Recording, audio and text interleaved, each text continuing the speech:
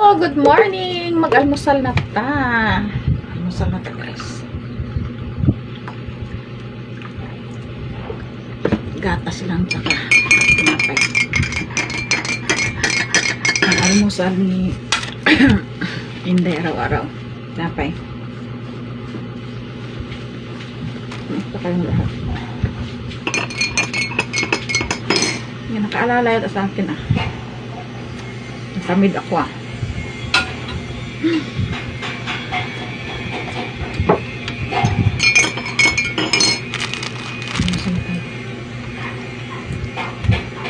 Isa na lang itong tinapay ko, guys.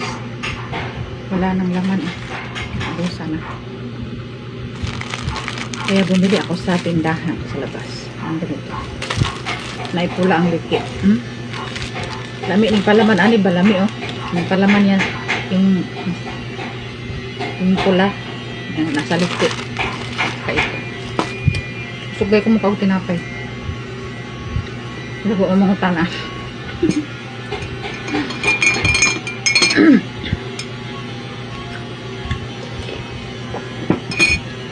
Sa una sa probinsya umahaw yung kanon pusudan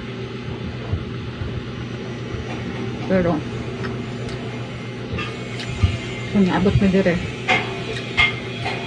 Manila nasanay na ko nga ang akong almusal tinapay lang sa gatas kay kape.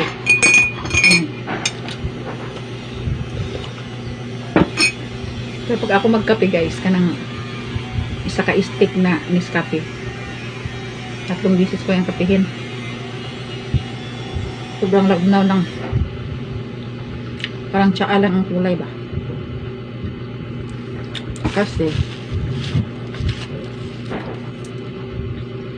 parang kulba-kulbaan man ko gano.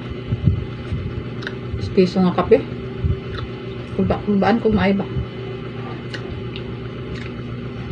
Manang pag magkape ko yung original na kape na stick ang bisis yan.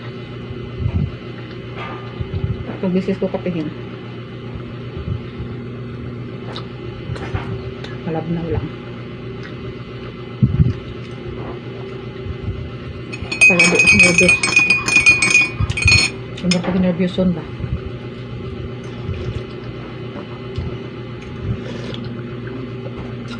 Gan kaya kang gatas no?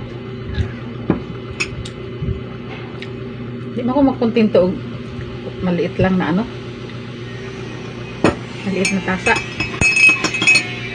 Huwag din akong kapihan ng asahay. Puno dyan na. Para bukog.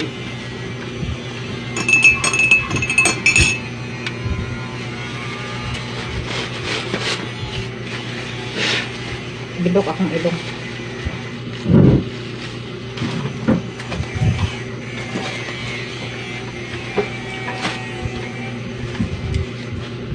Kumusta ang lahat?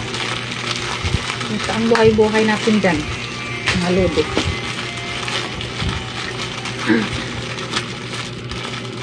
Ito, dito sa Manila tinatawag ko nilang putok. Putok to na tinapay. Putok tawag nila. Masarap siya. Masarap isalsa. Gatas o kape.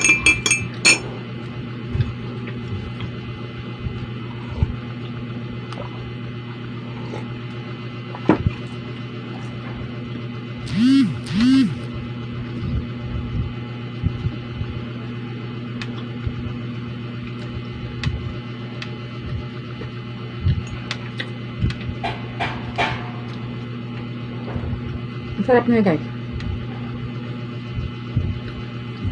Gusto kayo. Ang sarap nga lang sa to ah. Putubin ka. May tawag to dito eh. Sa probinsya. Kalimutan ko lang. Dito putok tawag nila nito eh. Putok. So ito na lipstick. May lipstick sa liki niya. Ito nga. Salamat guys. Thank you for watching. Have a nice day.